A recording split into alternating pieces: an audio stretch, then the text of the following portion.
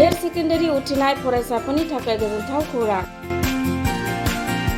BA सेथि सेमिस्टारनि थाखाय गबिन्द बसुमतारी कलेजाव मुं थिसननाया सोलिगासिनो। गिबि मुं थिसननाय 100 फरायसाफोरनि थाखाय स्पेशल अफार आरो गुबुन गुबुन रोखोमनि बेसेन नाङै क्लासनि खाबु होनानै मुं थिसननायनि हाबाफारिया गबिन्द बसुमतारी कलेजाव सोलिगासिनो।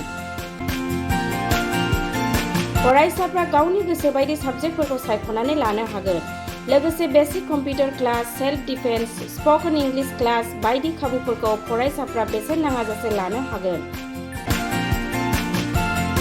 बे कलेजाव गासैबो फरायसाफोरनि थाखाय फ्रि बासनि सार्भिसनि राहा आरो बिजाब बाख्रिनिबो राहा दं।